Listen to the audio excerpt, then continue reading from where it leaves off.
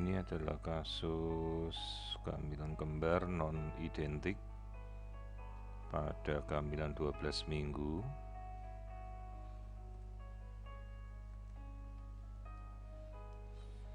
Jadi pada awalnya pasien dikirim dengan rencana pemeriksaan screening feto-maternal untuk melihat bila ada kemungkinan kelainan bawaan pada bayi. Sementara pasien ini mengalami kelainan juga di rahim berupa mioma uteri yang cukup besar.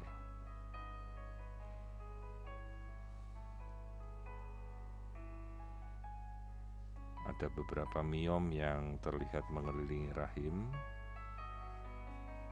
sehingga pasien ini kemudian melakukan bayi tabung dan berhasil.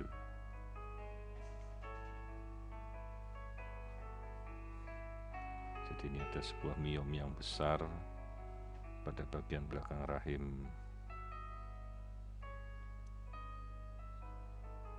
Proses bayi tabung sendiri berjalan dengan sukses dan berhasil memasukkan 2 embrio kembali ke dalam rahim.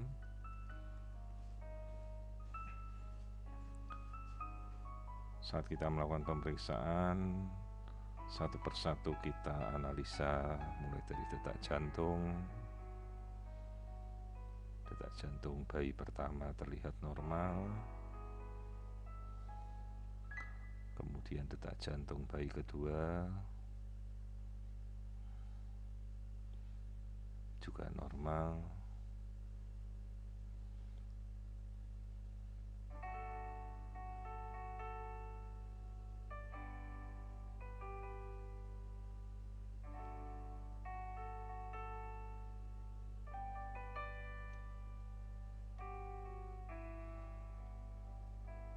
kemudian kita bandingkan keduanya dari ukuran. Secara kentara terlihat bahwa bayi kedua jauh lebih besar selisihnya.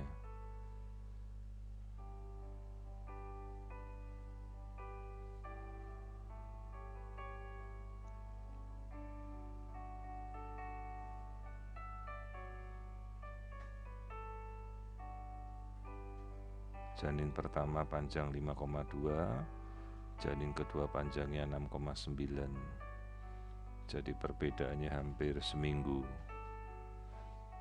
Jadi perbedaan ini bisa terjadi pada bayi non-identik karena dari 2 embrio yang dimasukkan mengalami masa pertumbuhan yang berbeda perkembangannya.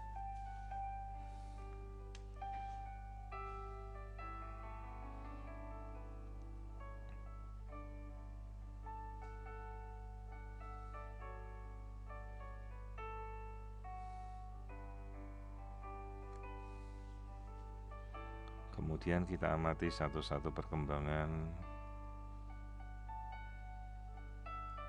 mulai dari kita amati lapisan tengkuk, juga kita amati bagian dari tulang hidung,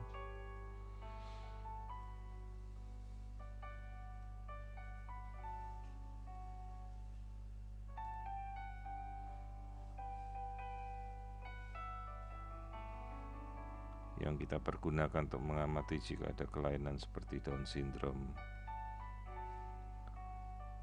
Kemudian kita pindah pengamatan pada bayi kedua.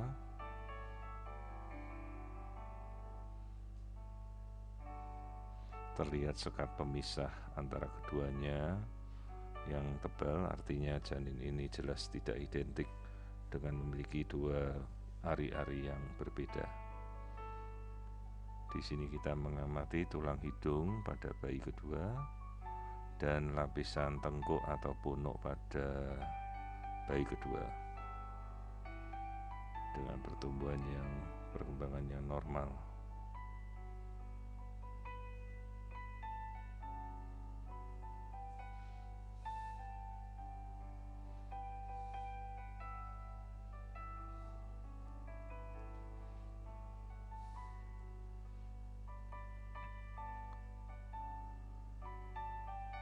Pemeriksaan kita kemudian amati lapisan otak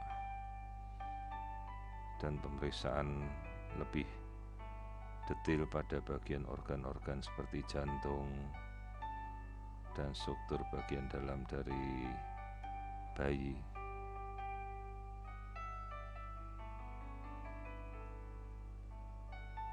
Namun pada saat kita mengamati bayi pertama, di sini baru kita lihat ternyata lapisan tengkuknya cukup tebal. Jadi pada saat pertama kali kita lihat, kita tidak melihat lapisan ini. Sementara pada pergantian posisi ternyata kelihatan bayi A atau bayi pertama ini ternyata tengkuknya tebal. Sehingga menjadi perhatian bagi kita untuk kita ukur kembali. Jangan sampai kita lolos dalam melakukan pemeriksaan bahwa ada kelainan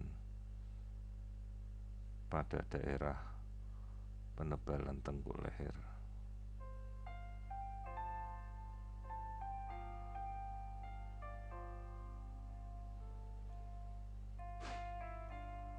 Dan saat kita ukur ulang bagian punuk ini, ternyata ketebalannya mencapai 3,3 mili. Dengan batas penebalan 2,5 mili, ini jauh di atas rata-rata.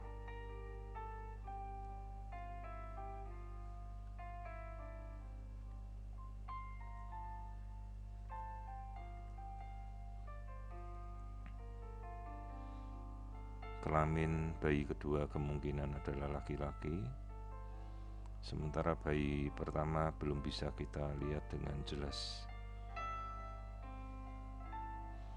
Pada bayi kembar non-identik bisa saja keduanya berbeda gender atau jenis kelamin. Sekali lagi yang kita amati pada bagian tengkuk yang kita curigai cukup tebal. Sehingga perlu kita inform konsen pada orang tua, karena bisa saja meskipun bayi ini kembar, membawa genetika berbeda dari masing-masing. Dan marker yang menunjukkan ketebalan pada daerah punuk berhubungan dengan kelainan genetika bisa saja terjadi. Sehingga kita anjurkan untuk melanjutkan pemeriksaan genetik untuk kita cari apakah ada kelainan genetik yang mungkin menyertai pada kehamilan kembar ini.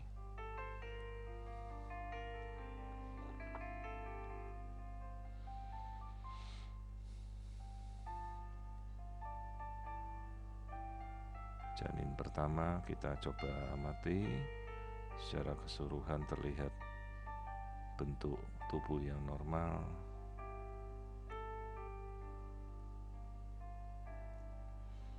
Kemudian kita coba tampilkan keduanya.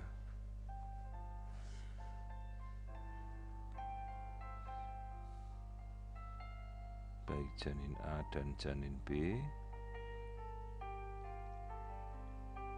Terlihat gerakannya cukup aktif.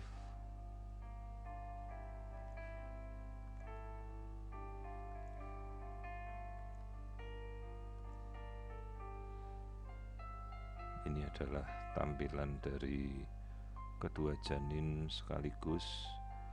Terlihat janin A, janin B, perubahan ukurannya, perbedaannya cukup kentara, di mana janin B terlihat lebih besar daripada janin A.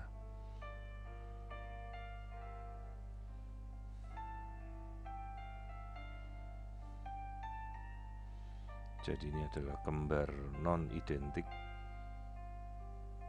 dengan selisih pertumbuhan seminggu, di mana pada janin A kita mendapatkan penebalan tengkuk yang harus kita amati dengan lebih teliti, karena bisa saja